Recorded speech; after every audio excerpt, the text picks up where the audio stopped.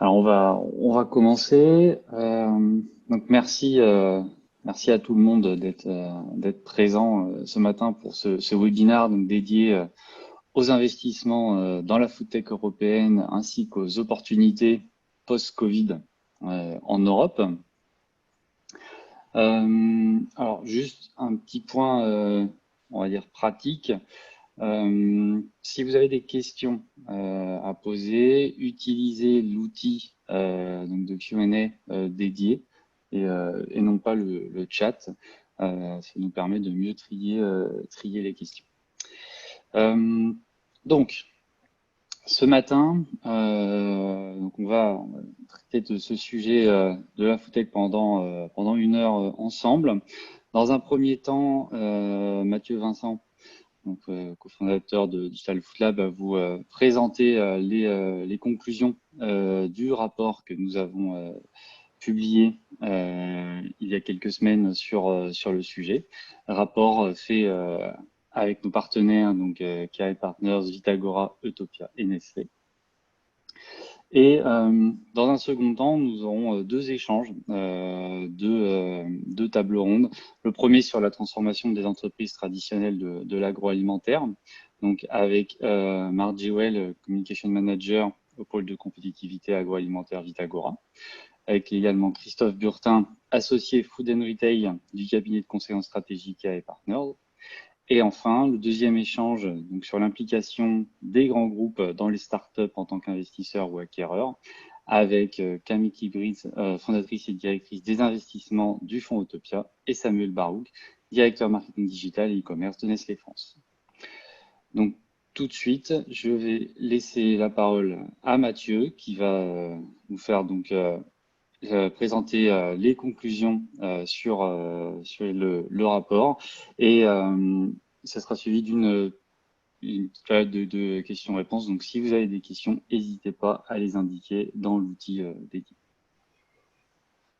Bonjour à tous, merci d'être aussi nombreux ce matin. Deux mots d'abord pour se présenter. Bon, Jérémy nous a présenté, nous sommes Jérémy et Mathieu, les deux cofondateurs de Digital Food Lab. En un mot, notre sujet, c'est la food tech. Nous, ça fait un peu plus de 10 ans qu'on travaille dans cet écosystème. On a été les fondateurs d'une des premières startups food tech en France qu'on a revendue il y a maintenant 3 ans. Et on s'est donné pour mission d'accélérer cet écosystème de la food tech en Europe. Quand on dit food tech, toujours pour repréciser, pour nous, c'est toute la filière, comme vous le voyez à l'écran, de l'agriculture, de l'agtech, jusqu'aux produits transformés, food science, la restauration, le delivery, les acteurs innovants dans le retail et le coaching. Pourquoi est-ce qu'on s'intéresse à cet écosystème? Assez simplement, pour des raisons, on peut ne serait-ce que les chiffrer. Premier employeur mondial, premier contributeur aujourd'hui à l'impact environnemental, à la détérioration de la biodiversité. 25% des émissions de gaz à effet de serre sont liées à l'agroalimentaire sur toute la chaîne de valeur. Et évidemment tout le sujet du gaspillage. Donc, il y a vraiment des opportunités absolument gigantesques pour réinventer le système alimentaire, en partie en contribution avec les acteurs traditionnels, ce sera le sujet de nos échanges tout à l'heure, et en partie en disruption face à eux. Ce qui est un point important à prendre en compte, c'est que c'est un mouvement qui a lieu sur toute la planète avec des hubs plus ou moins spécialisés. Pourquoi on s'y intéresse et on s'est donné cette mission avec Digital Food Lab, c'est que s'il y a un écosystème tech qui, selon nous, devrait être pertinent en Europe, c'est celui-ci, de la food tech et même des marques innovantes en général, parce qu'on a tous les industriels, on a le financement, et pourtant, et on le verra justement tout à l'heure avec les conclusions de cette étude, on est plutôt en retard. Si vous voulez retrouver des informations par Digital Food Lab, il y a les rapports et un certain nombre d'articles qui sont disponibles librement sur notre site. Et pour répondre à la question que vous pouvez vous poser sur qu'est-ce que l'on fait en dehors de ces études et de ces webinars, Digital Food Lab travaille avec tous les acteurs de la chaîne de valeur, donc des startups jeunes ou en développement, fonds d'investissement, acteurs de M&A et évidemment groupes de l'agroalimentaire, PME jusqu'à grands groupes, sur 3 sujets. 1, compréhension. Qu'est-ce que c'est que la food tech? Qu'est-ce qui se passe dans les startups? Qu'est-ce qui est en train de se passer dans mon écosystème de la veille? 2, conseil stratégique. Comment monter un incubateur? Comment monter une stratégie d'innovation? Et 3, du conseil plus opérationnel sur mettre en place des projets, digitaliser, travailler avec des startups, travailler comme une startup. Et ça nous a donné l'occasion de travailler avec des acteurs assez différents en France, en Europe et à l'international. N'hésitez pas à nous contacter en direct, vous avez notre mail.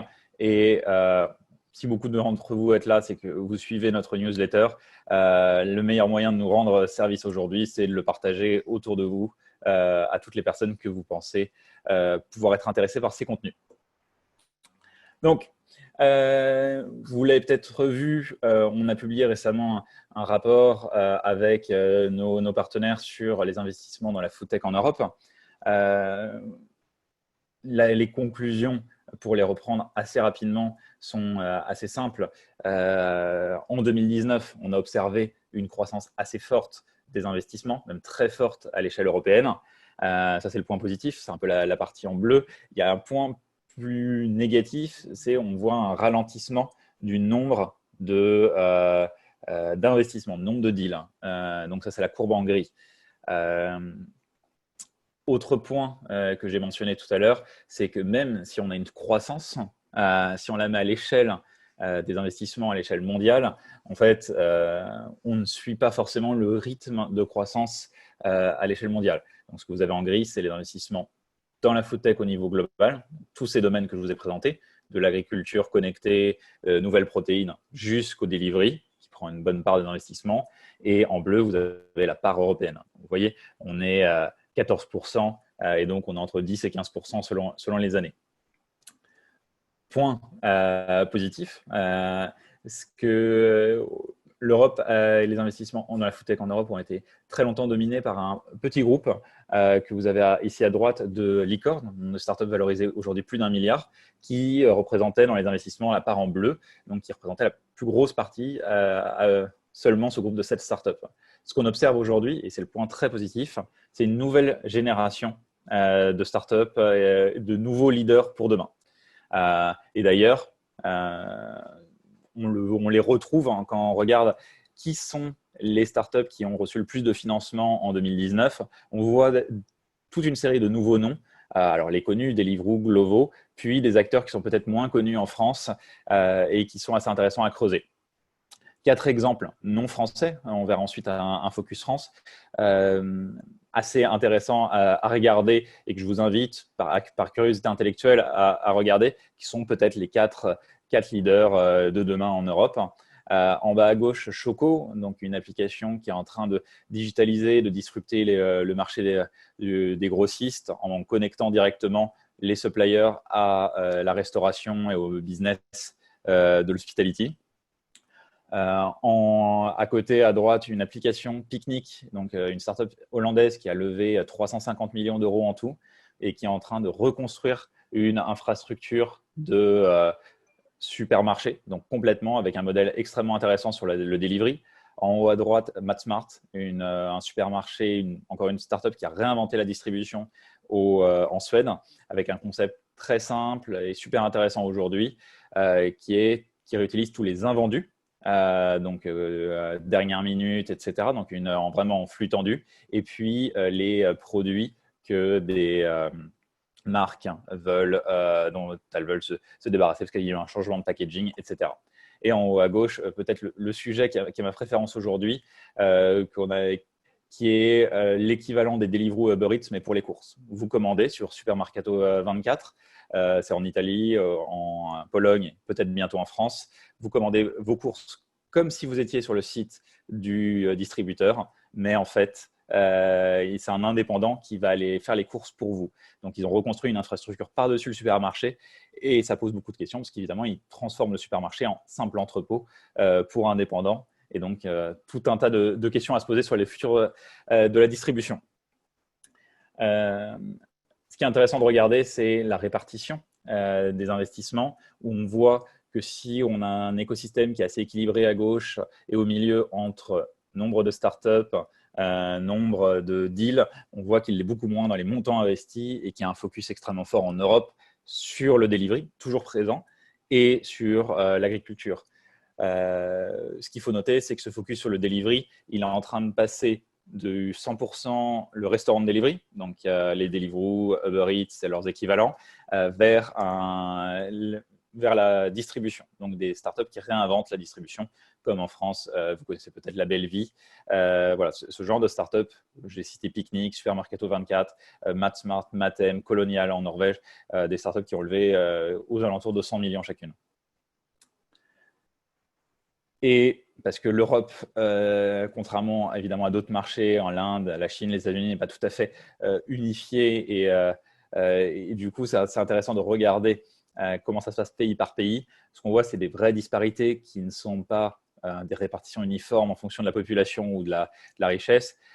Depuis 6 ans, on a le Royaume-Uni leader, puis suivi de la France, deuxième. Et ce qu'on voit, c'est qu'il y a un groupe, en fait, de 5 à 6 pays, avec la France, l'Espagne, les Pays-Bas, l'Allemagne.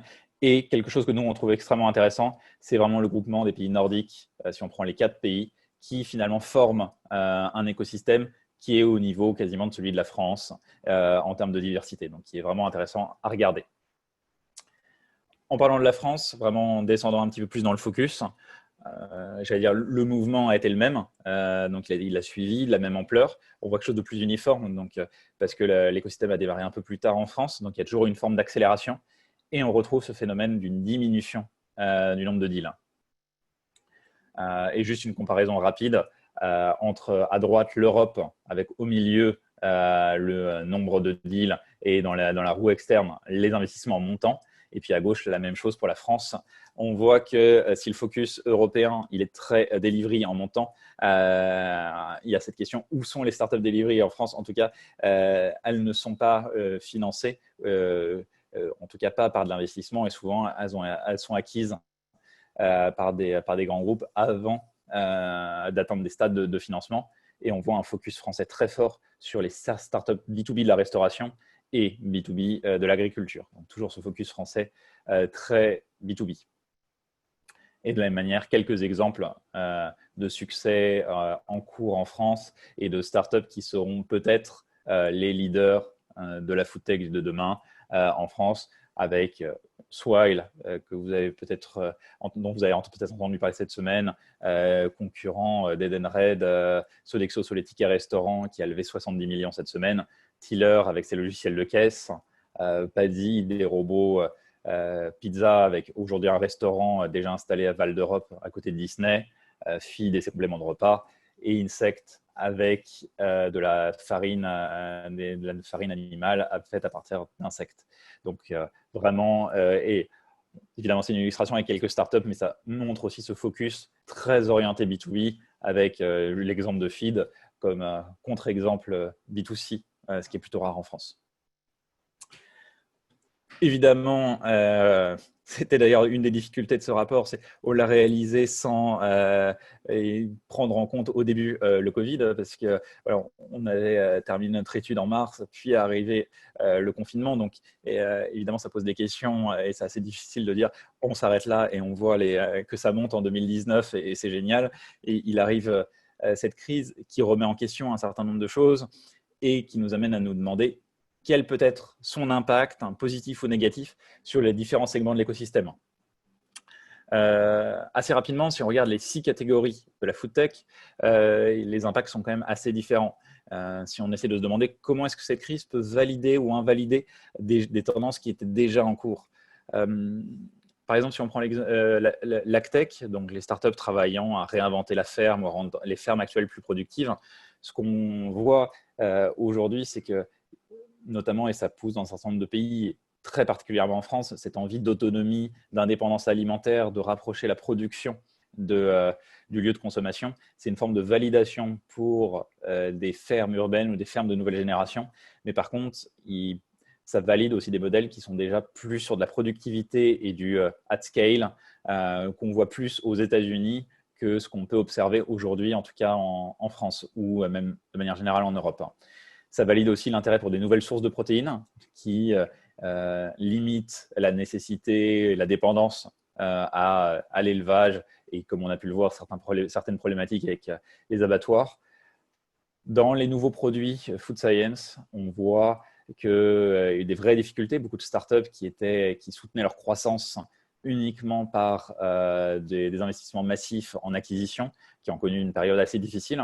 Donc, on a un tri qui va s'opérer entre des startups structurellement rentables et d'autres.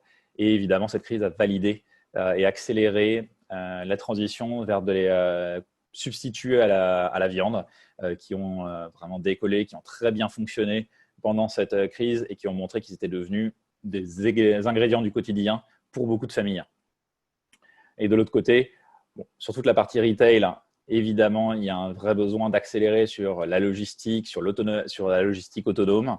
Dans le delivery, toutes les startups de livraison de plats de restaurants ont souffert et continuent à souffrir très fortement.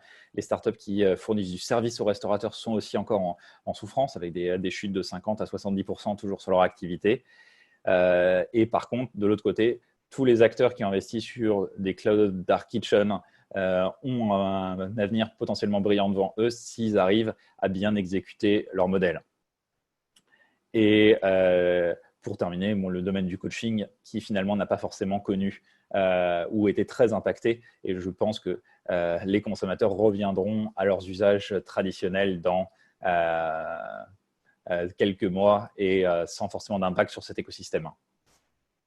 Si on essaye, ce sera ma conclusion, de le mettre, cet écosystème de la food tech, ce qui a pu être impacté et accéléré par cette crise en impact à court, moyen et un peu plus long terme.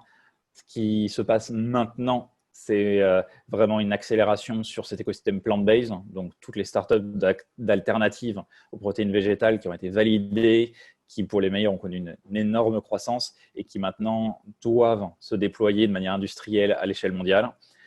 Cet écosystème que nous on appelle Grocery Delivery, qui est vraiment l'équivalent des Uber, Deliveroo pour les courses, qui est vraiment validé par cette crise et qui peut et qui va se déployer en Europe.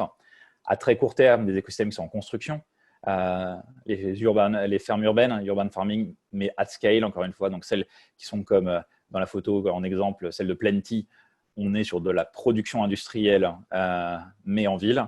Les marques direct to consumer qui arrivent à bien opérer, à avoir un bon modèle, et aussi ceux qui fournissent des outils aux industriels pour exécuter ces marques D2C. Les nouveaux distributeurs, ces startups qui sont en train de réinventer la distribution, et la décentralisation de la chaîne de valeur. Et à plus long terme, des choses qui ne sont pas encore prêtes techniquement, et du coup ça s'est vu aussi, mais ça a été renforcé par cette crise, ce besoin d'aller vers ces sujets. Les drones, donc on a vu beaucoup d'expérimentations pendant la crise. Là vous avez un exemple en Australie, Walgreens avec Google, livraison de médicaments, livraison de produits dans des zones isolées ou pour des personnes fragiles qui ne peuvent pas se déplacer, livraison avec des robots, véhicules autonomes, et tout ce qui est autour des protéines alternatives de synthèse donc vous en avez peut-être déjà entendu parler, protéines de laboratoire, multiplication cellulaire, et aussi toutes les nouvelles types de protéines qui sont là pour rendre plus clean les étiquettes des industriels. Donc il y a toute une catégorie aujourd'hui extrêmement intéressante sur ce sujet. Je vous remercie pour votre attention sur cette première partie. Et avant de passer aux deux tables rondes, si vous avez des questions, n'hésitez pas à les poser directement sur le chat, sur la partie Q&A. Et puis, peut-être que Jérémy peut me dire s'il y a déjà des questions. S'il se démute. Effectivement, s'il se démute, c'est beaucoup mieux. Donc, en termes d'investissement, tu as montré les chiffres en comparaison de la food tech européenne par rapport au reste du monde. La question, c'est pourquoi est-ce que cette food tech européenne est si petite comparée donc, au grand continent, au continent nord-américain et à l'Asie essentiellement? Oui.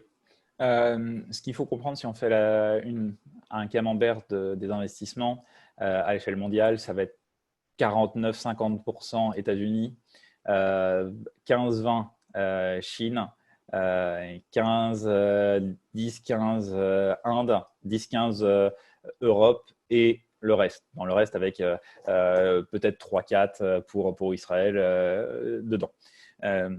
Donc, ce qu'il faut voir, c'est qu'en effet, il y a une accélération beaucoup plus forte en Inde et en Asie.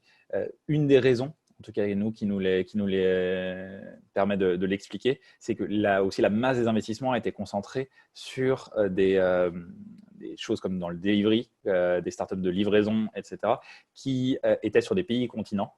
Et quelque chose qu'on n'a pas en Europe, c'est-à-dire qu'une fois que vous avez construit votre infrastructure, tous les exemples que je vous ai donnés, ils sont pour la plupart, je pense que vous ne les connaissiez peut-être pas, ils sont majeurs dans des pays, en Suède, en Italie, en Espagne, aux Pays-Bas.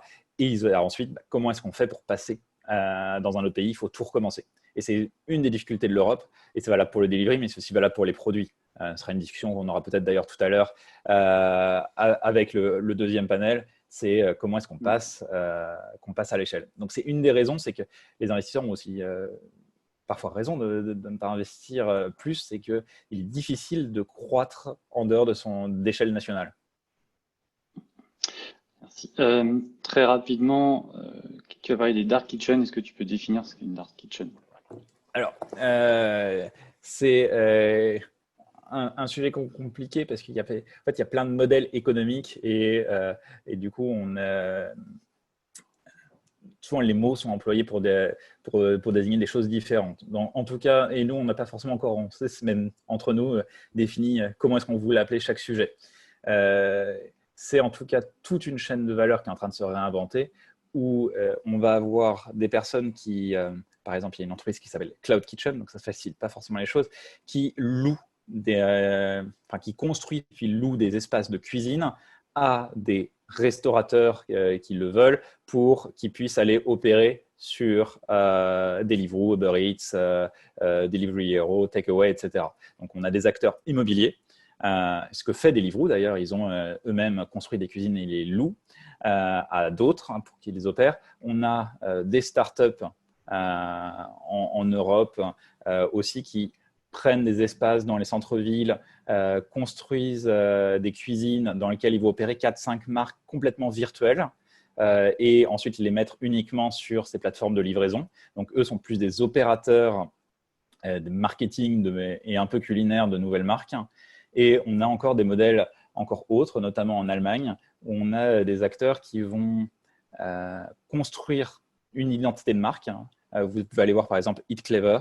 Ils ont reconstruit une marque, toute une gamme, tout un menu. Et en fait, ce n'est pas eux qui les opèrent. Ils vont voir des restaurants et leur disent tout le temps où vous ne cuisinez pas, est-ce que vous pouvez cuisiner nos recettes et ensuite, des livreurs vont venir les prendre et les apporter à des consommateurs. Et donc, ça permet un déploiement extrêmement rapide.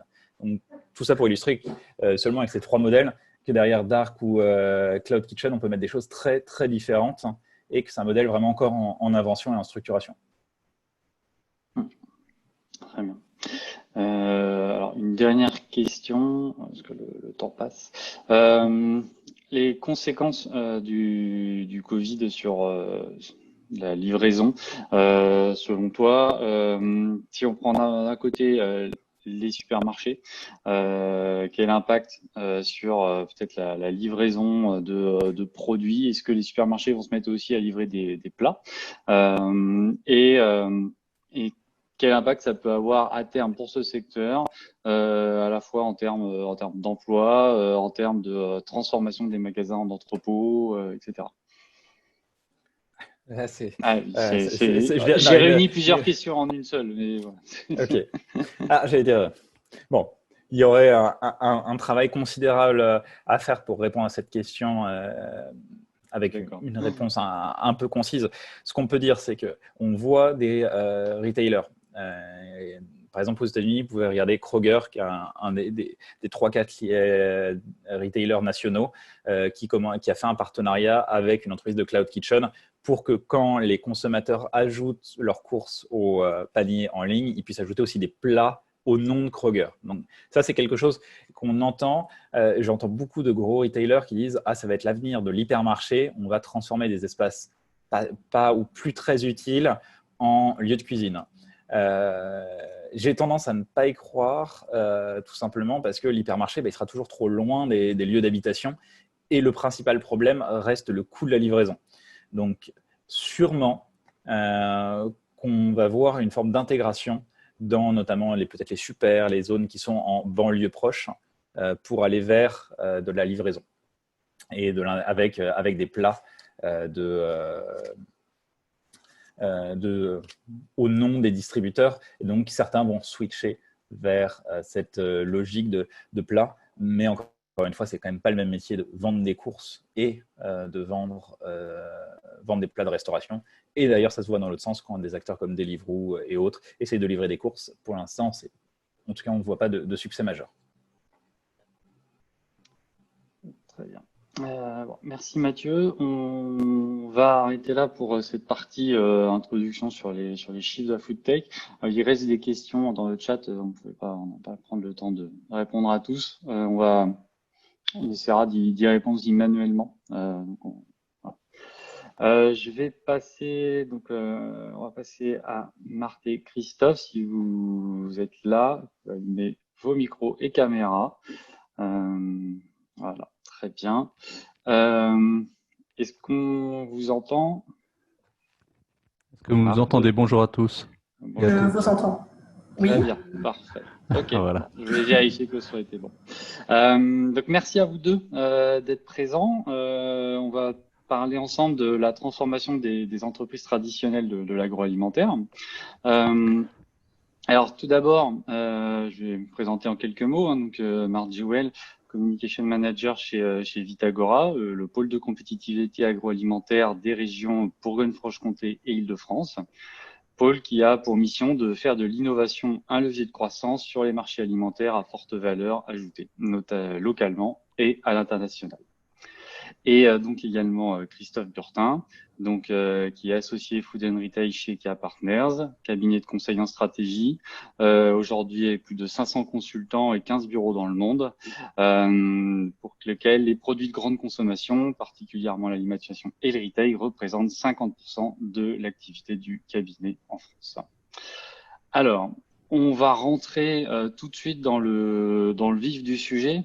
On a parlé de l'impact du Covid. Est-ce que de votre côté, après cette période que nous venons de passer, est-ce que vous percevez chez vos clients, adhérents, membres du pôle, un besoin ou une envie plus forte de transformation et si oui, dans quel sens? Marthe, peut-être, si tu peux commencer. Merci Jérémy. Bon, ce qui est clair, c'est que le Covid-19 a été un game changer, voilà, plus qu'extraordinaire en fait pour le secteur alimentaire sur un laps de temps très très court qui a fait énormément de mal à beaucoup d'entreprises dans l'agroalimentaire. Et même si nous avons au sein de notre pôle et que nous accompagnons des typologies d'entreprises très très différentes en fait, de gros groupes jusqu'aux startups, dans l'autre sens de start-up jusqu'au groupe. Ce qui est clair, c'est que ces crises ont fait servi de signal d'alarme sur la nécessité pour tous de s'armer pour être en capacité à rebondir, pour prendre des virages de ce type-là. Et je pense avec l'avenir, on va certainement avoir d'autres crises de ce type-là, pas forcément sanitaires, mais il y a beaucoup de variables qui peuvent jouer forcément, comme nous avons vu avec le Covid, sur un laps de temps très court pour bousculer nos habitudes, nos certitudes sur l'alimentaire. Donc, c'est une question de s'armer pour être capable de faire évoluer son modèle d'affaires, ses canaux de distribution, sa façon d'interagir avec ses consommateurs. C'est une nécessité, c'est clair. Très bien. Merci Marthe. Christophe? Rapidement, moi, c'est vrai que cette période était un peu particulière, c'est le moins qu'on puisse dire. Elle a plutôt mis à mal un certain nombre d'entreprises d'ailleurs. Contrairement à ce qu'on pense, l'alimentaire a souffert énormément. Moi, je trouve que cette crise, elle a surtout été accélérateur ou révélateur de choses qui étaient déjà bien installées avant, des tendances assez lourdes, à la fois de démassification, les règles classiques en fait qui ont fondé la grande consommation depuis ces 30 dernières années, elles ont été déjà pas mal bousculées en fait avant cette crise. Et en fait, ça c'est plutôt, ça aurait pu être accéléré ou révélé encore plus. Moi, je pense que le modèle alimentaire, il est plutôt à bout de souffle et relativement inefficient aujourd'hui. Je parle économique, je parle même pas d'écologie. Si on veut rentrer la donnée pétrole là-dedans, alors là, c'est sûr qu'on n'est pas très bien. Je vous renvoie à l'article de Jean Covici dans Le Monde d'hier qui annonce un pétrole cher à partir de 2025-2027. C'est quand même juste tout de suite, hein, c'est vite là. Et donc, mais voilà, donc très inefficient et à bout de souffle, avec des poches de productivité qui sont énormes. Si on regarde les règles actuelles, vous parliez d'hypermarché juste avant, mais ces modèles-là, aujourd'hui, ils ont besoin de niveaux de marge assez conséquents et plutôt d'ailleurs croissant, parce qu'à chaque fois qu'ils vont rajouter du service, les nouveaux concepts dans lesquels il y a de la livraison ou du fait sur place, ainsi de suite, en fait, les niveaux de marge commerciale qui sont nécessaires pour faire fonctionner ces outils sont plutôt croissants, quoi. Et du coup, face à eux, ils vont avoir des modèles beaucoup plus agressifs. Dans un bout de la chaîne, ça peut être des magasins de producteurs qui ont des niveaux de coûts d'exploitation qui sont plus bas, ou des gens comme Costco qui travaillent avec 15 de marge, quoi. Et donc, voilà. Et ça, c'est vrai sur le distributeur, mais c'est vrai aussi sur les industries agroalimentaires qui, pour essayer de sauver quelques marques dont les raisons d'être sont discutables d'ailleurs, sont obligés de dépenser des sommes folles en termes de commerce et de marketing, dont le niveau de rendement est tout à fait, se discute en tout cas. Voilà. Et donc, du coup, aujourd'hui, il y a des poches énormes qui sont autant de voies d'entrée pour de la distribution et des nouveaux acteurs. Et on le voit d'ailleurs, hein, sur tous les éléments de la chaîne, il y a des acteurs qui s'installent et nous, on est très observateurs de ça. Voilà.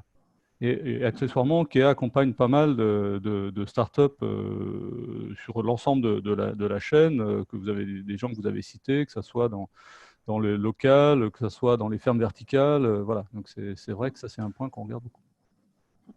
Justement, sur les poches de disruption dont tu parles, Christophe, Marthe, est-ce que de ton côté, au sein du pôle, vous avez des exemples d'entreprises qui ont su à la fois saisir ces opportunités de disruption qui peuvent se présenter et ou d'autres, peut-être plus installées, plus historiques, qui ont réussi à se réinventer en fait.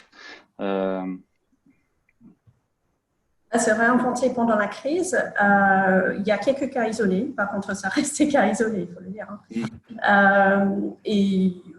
Oui, on a quelques entreprises dans notre réseau qui ont pu, par exemple, rebondir en faisant abstraction d'une démarche purement produit pour imaginer des services.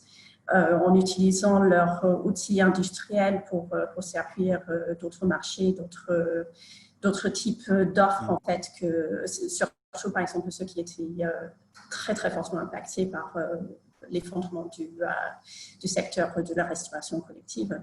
Par contre, ce qui est évident de façon générale, c'est que les acteurs du secteur alimentaire sont plutôt mal équipés pour effectuer cette sorte de transformation à pied levé. Bon, comme Christophe a dit, et puis je pense que vous avez dit aussi, Jérémy, le Covid, c'était un cas un peu exceptionnel. La transformation s'est effectuée de façon très très vite et abrupte. Par contre, et comme Christophe avait dit aussi, il y a d'autres transformations qui s'effectuent depuis un certain temps et qui vont certainement s'intensifier suite au Covid.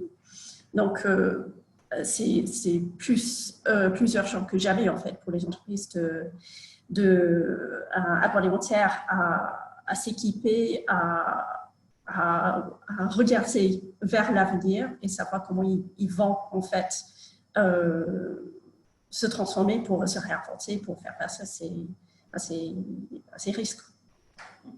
Et justement, sur cette transformation, aujourd'hui, qu'est-ce que tous les deux vous conseilleriez aux entreprises pour s'armer, anticiper justement des futures crises, des futurs chocs comme le Covid? Est-ce qu'elles doivent aujourd'hui se transformer énormément de l'intérieur ou se tourner vers des startups, vers des entités plus agiles pour monter, je sais pas, des partenariats et être capable le jour où quelque chose arrive, une nouvelle crise, être capable de se mettre en place très rapidement des services, des outils avec eux. Christophe, peut-être. Ouais, juste un point, moi j'ai deux points. C'est qu'en fait, la transformation, moi je ne crois pas qu'elle puisse se faire tout seul. Donc la transition tout seul, tel un héros qui va changer tout, ça, j'y crois pas 2 minutes. Et donc du coup, ça pose la question de sa stratégie d'alliance. Dans quel écosystème je veux vivre demain? Avec quelle entreprise je partage la même raison d'être, qui est un vrai sujet d'ailleurs, hein, de rediscuter des raisons d'être des entreprises et des marques, et avec qui je veux collaborer, et pas pour faire des plans annuels qui n'ont plus de sens en réalité. Hein. C'est une règle qui est complètement désuète, mais qui est celle qui fonde aujourd'hui les relations industrie-commerce. Mais voilà, ça, je pense que c'est un vrai sujet. Et deuxième idée, c'est la question des règles. Moi, je pense que c'est intéressant parce que chaque entreprise peut être dans des filières différentes. L'alimentaire, c'est assez vaste quand même, comme ou en B2B ou en B2C, enfin voilà, selon notre place dans la chaîne. Je pense que c'est intéressant de comprendre c'est quoi les règles aujourd'hui qui régissent mon activité, mon marché, mon business, et quelles sont les règles que je peux challenger. Déjà, avant même d'aller savoir avec qui, voilà, qu'est-ce que je peux challenger dans mon horizon de temps, dans mes capacités, parce qu'il faut aussi des capacités pour bouger. Et ça, on a des surprises assez incroyables quand on fait juste cet exercice qui est, est-ce que ce que je fais depuis 30 ans, qu'est-ce que je peux bouger, quoi. Et là, on s'aperçoit qu'il y a des opportunités dans des territoires. Enfin, après, ça va dépendre vraiment des types d'entreprises. Voilà les deux idées, pas tout seul et challenger les règles existantes. Très bien. Ouais, merci. Marthe, si tu veux ajouter. Oui, tout à fait. Bon, je continue en fait sur le même veine que Christophe, si vous voulez. C'est-à-dire, qu'est-ce que les entreprises peuvent faire concrètement pour faire face à la situation. Comme il a dit, en fait, la question de l'écosystème, c'est incontournable.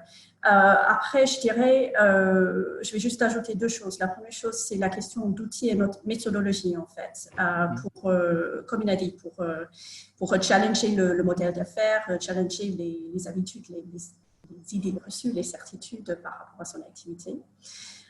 Et puis le dernier point que je dirais, c'est développer la capacité de l'entreprise à anticiper les game changers comme le Covid, parce que même si le Covid était abrupt, je pense qu'on peut aussi dire que ce n'était pas inattendu non plus. La question de crise sanitaire, en fait, ce n'est pas quelque chose de nouveau, en fait. Oui, c'est pas nouveau. Et puis, pour faire ça, un outil qu'on peut utiliser, en fait, ce sont ce qu'on appelle des scénarios, développer des scénarios.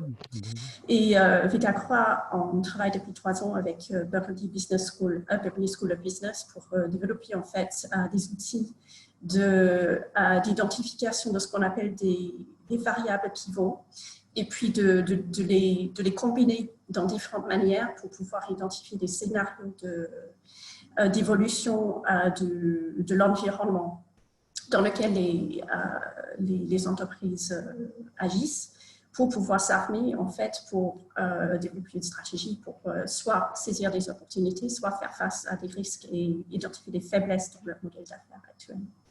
Donc ça, c'est quelque chose que je pense est très, très important pour les entreprises, les grandes comme les petites, parce que c'est un outil qu'on a développé tout autant pour les PME de l'agroalimentaire, pour pouvoir, en fait, faire face à l'avenir et puis savoir comment ils vont pérenniser leur activité. Très bien, merci. Si vous avez des questions pour nos deux panélistes, n'hésitez pas à les indiquer donc dans l'outil Q&A. Il y a une première question sur le modèle coopératif. Est-ce que ce modèle est compatible selon vous avec ce nouvel impératif d'adaptation, de transformation Moi, je suis convaincu que c'est le meilleur modèle, en fait, aujourd'hui, parce que, en fait, derrière le mot coopératif, il y a le mot entraide. Et moi, je crois beaucoup à l'économie de l'entraide. et du co en général d'ailleurs. C'est pour ça que je parlais effectivement tout à l'heure de travailler ces alliances, travailler ces écosystèmes.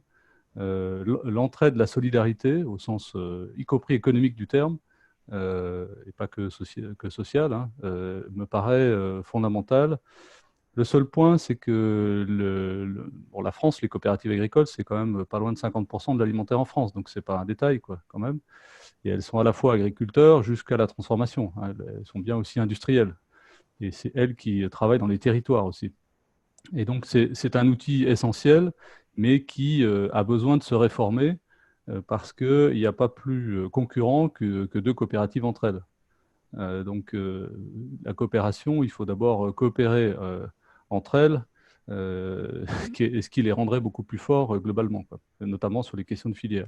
Et puis après, il y a le modèle lui-même qui a été inventé dans des temps d'entre-deux-guerres, qui mérite aujourd'hui d'être complètement retravaillé, solidifié et ouvert aussi, parce que coopérer, c'est coopérer avec d'autres partenaires, y compris d'ailleurs les consommateurs, et pas que entre agriculteurs.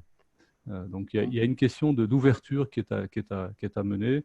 Donc c'est des gros travaux qui sont devant eux, hein, puisque ils vont être complètement soumis déjà aujourd'hui, mais à des déflagrations très importantes. Hein. Je suis d'accord avec Marthe, le virus n'est qu'un épiphénomène dans toute cette histoire. La dimension pétrole, par exemple, sera beaucoup plus grave. Avant le CO2, hein, je parle. Oui, j'entends. Peut-être Marthe, peut-être une dernière question. Est-ce que tu auras un conseil pour les industriels ou distributeurs aujourd'hui qui voudraient travailler avec les startups? Un conseil pour travailler avec les startups?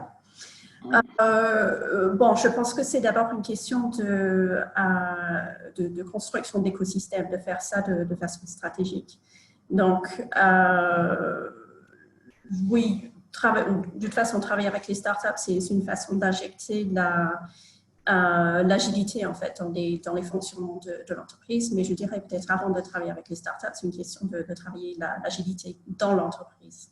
Parce que c'est pas la peine de travailler avec les startups si le manque d'agilité dans l'entreprise mère n'apporte pas de bénéfices en fait aux startups avec lesquelles vous travaillez. Donc, je pense que le mot agilité, c'est le mot clé. Et c'est une question parfois de changer de culture, de revoir son organisation interne pour être en fait un partenaire efficace pour les startups et puis que ce soit une situation gagnant-gagnante. Très bien. Alors, on a une toute dernière question qui vient d'arriver. Alors, on va la poser. Après, on arrêtera là pour ce premier échange. C'est pour Christophe. Est-ce que tu constates que les entreprises qui s'adressent à des startups vont plus facilement rechercher aujourd'hui des solutions de rupture, plus systématiquement, justement? En fait, d'abord, ils regardent des startups qui sont déjà mûres pour les englober, en fait. Moi, c'est ce que je vois quand même beaucoup, pour venir compléter leur offre et accélérer chez eux leur positionnement. Hein. Si je regarde ce que fait Carrefour, par exemple, c'est intéressant d'ailleurs de ce point de vue-là. Donc, tout ce qu'ils ont acheté, c'était pour venir nourrir, compléter, enrichir leur positionnement, notamment vers le service. Parce que je trouve que ce qui est intéressant aujourd'hui, c'est le food. On parle toujours de food as a service, c'est-à-dire que c'est quelle est la composante service que je vais mettre dans le food, dans la préparation des aliments, dans la livraison des aliments, dans l'impact nutritionnel. Enfin bon, il y a le coach nutritionnel, ainsi de suite. Et donc, l'idée, c'est comment ils arrivent à passer du produit au service. C'est vrai aussi dans le B2B, dans des acteurs comme Metro, par exemple. Donc, moi, je trouve qu'aujourd'hui, c'est surtout pour compléter, enrichir leur offre et accélérer ce qu'ils n'arrivent pas à faire en interne. Et je rejoins beaucoup ce que dit Marthe, hein. C'est qu'il faut se mettre dans les chaussures de la start-up et pas l'inverse, quoi. La start-up, elle brûle du cash très vite. Voilà, ils ont plein d'énergie, c'est sûr, mais à un moment donné, il faut que ça tourne, quoi. Et donc, il faut aller vite. Donc le rythme est très important. Et il faut se mettre en capacité d'aider, d'accélérer la start-up et pas que la start-up se mette au rythme du groupe. Hein, parce que alors là, c'est mort, quoi. Et souvent, on voit des temps d'attente qui sont effrayants, quoi. Un exemple de temps d'attente qui va durer 1 an avant d'enfin conclure un contrat. Mais tant que vous n'avez pas le contrat, vous ne faites pas la levée de fonds. Donc, donc ça, c'est un sujet majeur, quoi. La dimension de temps, quoi, tempo, quoi. On est d'accord. On observe la même chose de notre côté. Ouais. Et c'est sûr. Écoutez, merci à tous les deux pour vos interventions sur ce sujet. On va passer à la seconde table ronde et juste avant, je sais que Mathieu veut dire un mot. Oui, rapidement, je vous remets à l'écran du coup l'adresse de contact. Du coup, si vous avez des questions pour nous, je vais essayer de répondre à pas mal de questions par écrit sur les Dark Cloud Kitchen et des startups ou des noms ou des inspirations pour nous ou pour les panélistes et que vous souhaitez qu'on leur transfère. Vous pouvez nous écrire à contact@digitalfoollab.com et on vous répondra, j'ai envie de dire dans la journée, en tout cas rapidement, selon les questions. Mais n'hésitez pas à nous contacter. Très bien. Alors, est-ce que Camille et Samuel sont avec nous? Bonjour. Alors, oui. Bonjour tout le monde. Alors, Camille, Samuel, ton micro… C'est fait exprès, je me démuterai. Ah, c'est vrai. Il n'y a pas de problème. Très bien. Bon, bienvenue à vous deux. Nous allons parler ensemble de l'implication des grands groupes dans les startups en tant qu'investisseurs ou acquéreurs. Un mot sur chacun. Donc, Camille, qui est fondatrice et directrice des investissements du VC européen Utopia, fonds spécialisé dans les nouvelles marques. Utopia fonde sa thèse d'investissement sur les transformations de la société de consommation qui permettent la création de nouvelles marques qui améliorent notre quotidien. Et donc Samuel, directeur marketing digital e-commerce chez Nestlé France. Donc Nestlé, premier groupe alimentaire mondial spécialisé dans la nutrition, santé et bien-être, pour lequel la France est le premier marché européen ainsi que le 3e mondial. Alors, de même que pour la table ronde précédente, on va tout de suite parler du Covid. Et même si on a pu voir que bon, il y a eu de nombreuses annonces toujours d'investissement, de rachat, même sur ce début d'année. Finalement, la plupart des deals ont quand même été signés avant la crise. Et donc, quel est l'impact de cette crise sur le monde de l'investissement pour toi, déjà, Camille, dans un premier temps, de ton point de vue, est-ce que ça a changé ton regard sur les startups dans lesquelles tu cherches aujourd'hui à investir? Bonjour tout le monde, merci d'être là ce matin, c'est un plaisir pour moi de pouvoir échanger sur le sujet avec vous. Donc pour répondre à ta question, je dirais que ça n'a pas forcément changé notre regard, mais ça a plutôt renforcé des convictions qu'on avait déjà en réalité sur différentes dimensions. La première, c'est évidemment la qualité des équipes de nos fondateurs. Donc ça a été vraiment quelque chose qui a été marquant au sein de notre portefeuille et qu'on va forcément rechercher encore plus à l'avenir, que ce soit pour leur agilité, la capacité à rebondir, la solidarité dont ils ont fait preuve. On a vraiment eu des super exemples dans le portefeuille. Phil qui a livré des milliers de repas au personnel hospitalier, Paddy qui a su très vite adapter son modèle de restauration sur place à un modèle de livraison. Donc je pense que c'est vraiment une des dimensions sur laquelle on va être encore plus vigilant. La deuxième, c'est évidemment la proposition de valeur des startups. Donc encore une fois, c'est quelque chose auquel on fait très attention, mais ça va être encore plus fort. La dimension locale, on en a pas mal parlé avant déjà, mais c'est vrai qu'il y a vraiment cette double tendance à la fois sur l'écologie et le souci de limiter notre empreinte carbone dans notre consommation, et aussi la volonté de redonner du poids et de la valeur aux producteurs locaux. La maîtrise de la chaîne de production, ça aussi on l'a vu pendant la période avec beaucoup d'acteurs qui pouvaient être dépendants finalement de producteurs, de partenaires logisticiens et qui se sont retrouvés un peu coincés dans leur développement parce que trop dépendants de tiers. Donc ça c'est quelque chose aussi sur lequel on va faire encore plus attention. Le positionnement prix qui va devenir de plus en plus important aussi dans les critères d'achat. L'attachement à la marque et la création d'une communauté. Ça aussi, on l'a vu pendant la crise, comme les marques avaient finalement pas mal de difficultés à vraiment animer leurs produits en magasin. C'est compliqué de faire de l'acquisition et d'aller recruter de nouveaux consommateurs. En revanche, dès qu'on a une communauté qui est très engagée, en fait, c'est vraiment un vivier de consommateurs sur lequel on peut travailler le repeat. Donc, c'est aussi des choses qui nous intéressent beaucoup.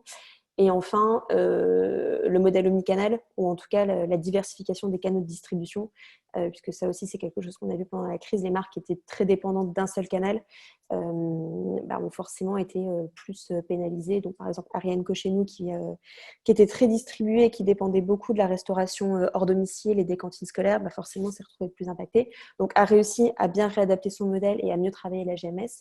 Mais en tout cas, c'est des choses auxquelles on fait encore plus attention.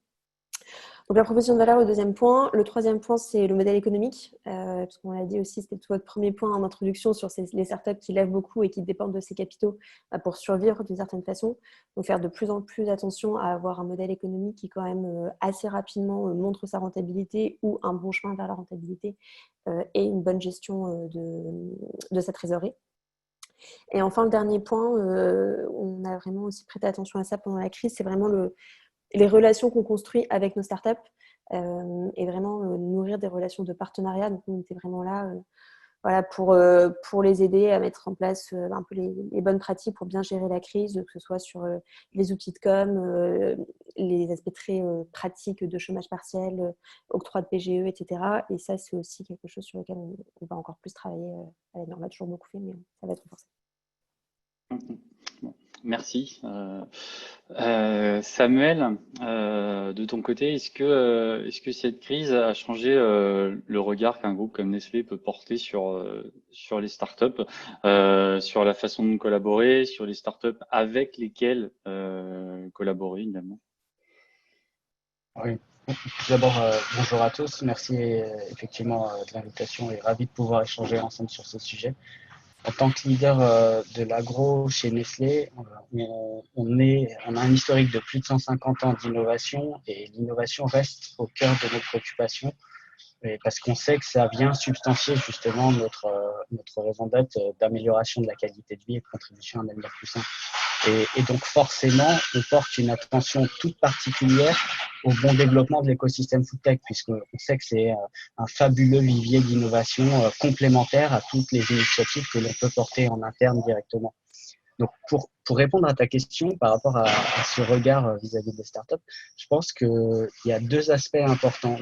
Le premier va être connexe à ta question, c'est sur la dimension humaine.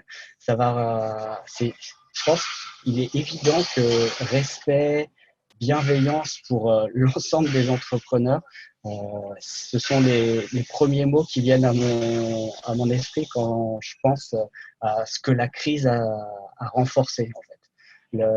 Le métier d'entrepreneur, c'est un métier qui est difficile.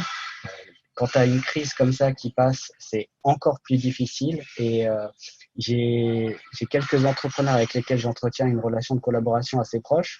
Durant ces 3 derniers mois, on a échangé au fil de l'évolution de la situation. Et ça a beau avoir été difficile, pour reprendre un peu ce que disait Camille, il y a une énergie, il y a une capacité à rebondir, à toujours aller chercher et à se réinventer. Donc, pour moi, le premier mot, c'est bravo à eux, quoi. Et ça, c'est vraiment ce qu'il faut remarteler et ça sera mon premier point. Sur le deuxième point, peut-être un peu plus au cœur de ta question, je dirais pas non plus que la crise a changé le regard qu'on porte vis-à-vis des startups. Pour nous, c'est l'écosystème foodtech est un fabuleux relais de croissance et d'innovation, je l'ai mentionné, et nos grilles d'évaluation vont pas changer pré-Covid ou post-Covid. ça va rejoindre ce que disait Camille. On va continuer de regarder en premier lieu l'alignement stratégique avec le partenaire. Cette capacité justement à partager la même vision, partager la même raison d'être. Et si on n'a pas ça, on sait que de toute façon, le mariage entre un corporate et une startup ne marchera pas. On tordra le système. Après, on va également regarder l'ensemble du potentiel de croissance, sa capacité justement à continuer de croître et à s'inscrire en complémentarité de notre modèle d'affaires. Et le troisième point, pour faire un peu écho à mon premier élément, c'est la qualité de l'équipe en place.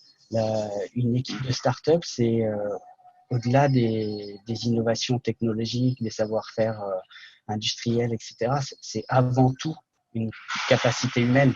Et c'est ça qu'il faut vraiment valoriser. Et on continue de regarder de la même façon avec une attention toute particulière. Voilà. Merci. Je rappelle que si, pour ceux qui nous regardent, si vous avez des questions, vous pouvez les poser. Camille, est-ce que du point de vue... alors, Samuel, je ne sais pas si tu nous parlais. Je ne vous parle pas, je parle à mon fils de 2 ans et demi qui vient. Très bien, très bien. Les joies du télétravail, ne vous inquiétez pas. Oui, Camille, en tant qu'investisseur, est-ce que selon toi, il y a un bon moment pour qu'un industriel investisse dans une start-up?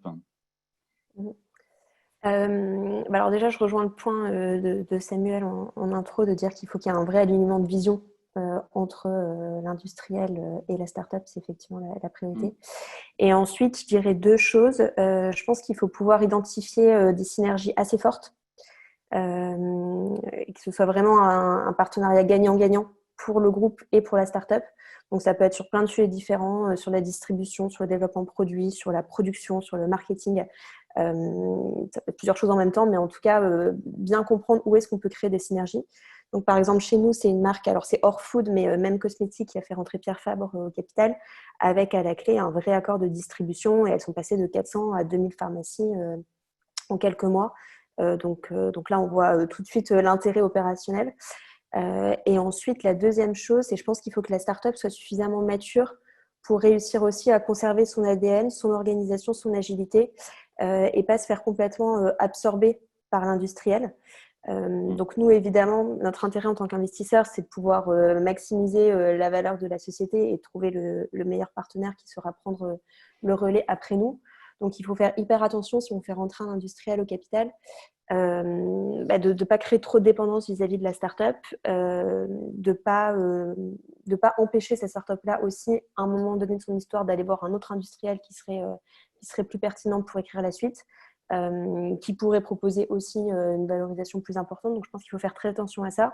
Donc, ce qui veut dire 2 choses, c'est où s'assurer dès le début, dans les pactes et autres, d'avoir une vraie indépendance qui est conservée entre les 2 entités pour qu'on puisse débrancher la prise à un moment donné si ça n'a plus de sens d'un côté ou de l'autre. Ou alors, que ce soit très clair dès le début avec une stratégie, une acquisition progressive qui est faite. Mais voilà, je dirais que c'est en tout cas important de bien clarifier la position des uns et des autres. Très bien, merci. Et Samuel, justement, sur cette relation entre start-up et industriel, est-ce que tu aurais des exemples de situations où, par exemple, il faut rester sur un stade de collaboration, partenariat, et d'autres où il peut y avoir un intérêt stratégique de racheter ou de prendre des participations dans la société, et si oui, pourquoi? Comment est-ce que l'industriel réfléchit par rapport à ça? Et également, est-ce qu'aujourd'hui, avec les mouvements qu'il peut y avoir sur le marché suite à la crise, est-ce que selon toi, il pourrait y avoir des opportunités? Est-ce que ça peut être un frein ou un accélérateur, en fait, plutôt pour un groupe comme Nestlé? D'accord. Sur la première partie de ta question, en termes de quand investir et quel modèle de partenariat, que ce soit collaboration ou investissement, justement, je pense qu'il y a effectivement beaucoup de la réponse dans la maturité de la startup et de la nature de sa proposition de valeur vis-à-vis du corporate. Chez nous, par exemple, pour des startups early stage, on va plutôt s'orienter vers de la délégation d'investissement à des fonds plutôt que de faire de l'investissement direct. C'est, je pense, ce qui permet, comme l'a précisé Camille, de continuer à développer la startup dans la meilleure condition possible avec la collaboration fonds startup. Ensuite, la collaboration, elle interviendra surtout sur des territoires où la start-up agit et ça va être nécessaire à la bonne conduite des opérations du corporate sans pour autant être au cœur du modèle opératoire du corporate. Et d'ailleurs, je pense que c'est un sujet qui est beaucoup plus large que foodtech, start-up, etc. C'est vraiment lié à la définition de notre operating model en tant que corporate. Qu'est-ce qu'on internalise, qu'est-ce qu'on outsource. Pour donner des exemples concrets, une activité comme de l'achat média chez nous aujourd'hui, on la délègue à une agence qui est spécialiste sur le sujet. Donc on n'est pas du tout sur de la foodtech, c'est vraiment pour vous montrer que c'est au quotidien des choix que l'on a dans notre conduite des affaires.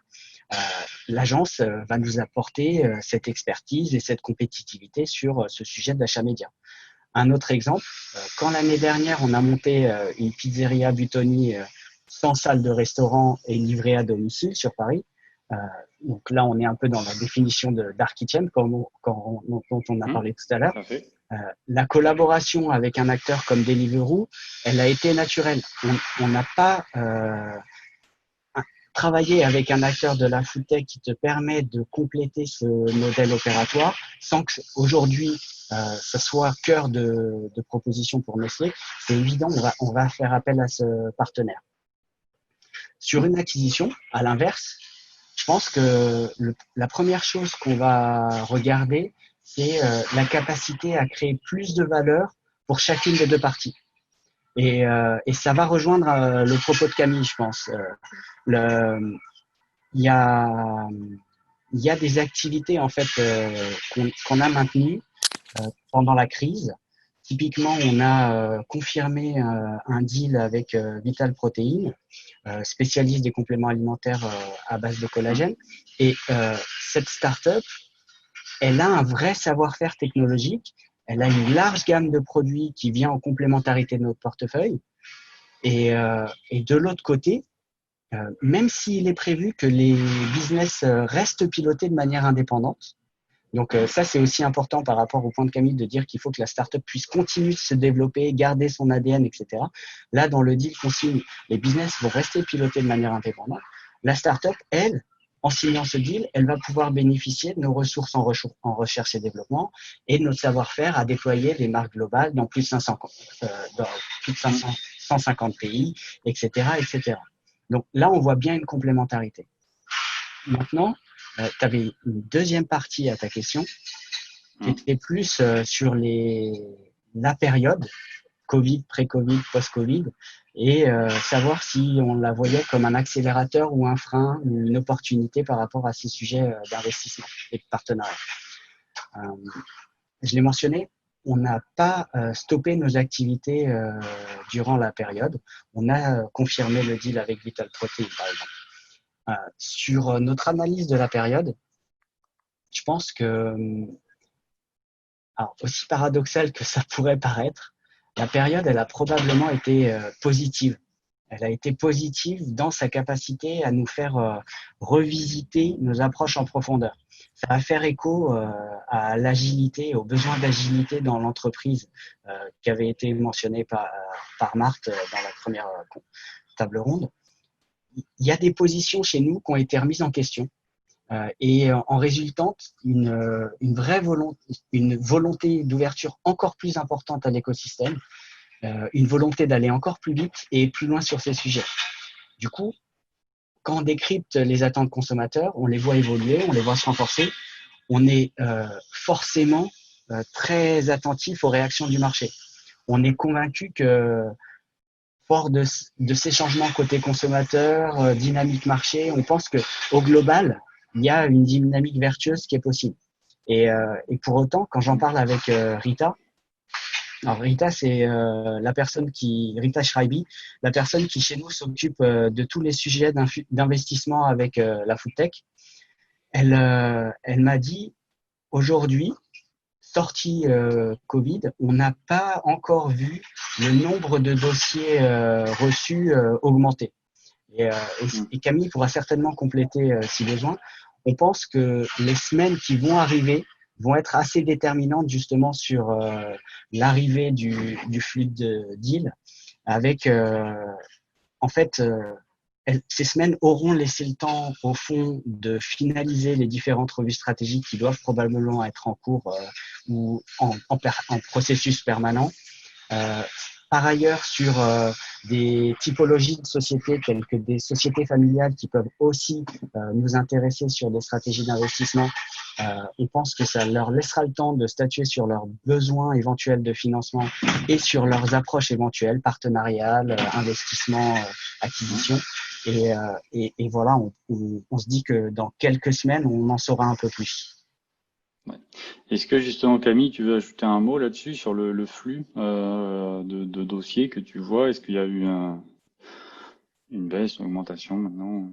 Ouais, il y a eu une baisse pendant vraiment, je pense, les 2 premiers mois, on va dire, du confinement, mars-avril, qui est liée à 2 choses. C'est que je pense que les entrepreneurs avaient d'autres priorités aussi à ce moment-là et devaient bien se douter que le contexte était pas forcément le plus favorable pour eux. Et c'est vrai que côté fonds, notre priorité au début, elle a été quand même beaucoup dans l'accompagnement du portefeuille et s'assurer que voilà, toutes nos startups allaient pouvoir traverser cette période. Donc on était aussi nous moins proactifs, ce qui est quand même une grosse partie aussi normalement de notre façon d'investir. On est nous à la chasse, on va dire, pour aller chercher de nouvelles opportunités. En revanche, là, on voit vraiment que ça reprend très bien. Et là, on a une grosse accélération des demandes sur la période, parce que je pense que les gens ont envie aussi de redémarrer, de dire que voilà, on a profité aussi de cette période pour consolider des choses, travailler notre modèle, revoir peut-être certaines choses. Et là, on a envie d'accélérer et de se dire qu'en septembre, on repart comme il faut. Et donc, pour démarrer là, forcément, la levée de fonds, elle s'anticipe un peu avant. Donc là, on a plutôt un nombre de dossiers important. Ok, merci. Peut-être une dernière question, et puis on va arrêter là pour cette matinée. Camille, je pense que tu as eu l'occasion de collaborer, enfin en tant qu'investisseur, avec de côté des industriels et de l'autre peut-être des sociétés plus familiales. Est-ce que tu vois une différence? Est-ce que ça se passe différemment? Est-ce que ça se passe mieux? Est-ce que si c'est un family office, la relation avec les entrepreneurs et même avec les autres investisseurs comme toi est différente? Par rapport à un industriel qui serait investisseur? Oui. Oui, d'une certaine façon, elle est différente puisque l'industriel, je pense, aura… les intérêts ne sont pas forcément les mêmes. C'est-à-dire que l'industriel aura certes un intérêt financier sur l'opération, mais un intérêt stratégique aussi. Donc, ça va dans les deux sens. Ça veut dire qu'il apporte aussi potentiellement plus d'expérience opérationnelle, métier, plus de synergie et de partenariat potentiel. Là où le family office aura plus d'indépendance aussi et un regard plus financier et presque pas forcément exclusivement financier, mais en tout cas, c'est pas forcément le même intérêt opérationnel et stratégique dans la startup. Après, nous, on trouve que les deux sont intéressants. Encore une fois, ça dépend vraiment des problématiques de la startup, de ses besoins et auquel cas l'un ou l'autre ou l'un et l'autre peuvent être intéressants. Ok. Merci. Écoutez, merci à tous les deux pour vos interventions, réponses aux différentes questions. Merci également donc à Marthe et Christophe qui étaient avec nous plus tôt. Et Donc, ce webinaire a été enregistré, donc il sera disponible sur notre site en replay. Si vous avez des questions, n'hésitez pas à nous contacter. Adresse mail ici, donc contact@digitalfoodlab.com. Si vous en avez pour les intervenants, contactez-nous également, on les transmettra. Et je vous remercie tous d'être venus si nombreux ce matin, donc assister à ce webinaire sur les investissements et les opportunités en Europe dans la food tech. Voilà. Merci à tous et bonne journée. Au revoir.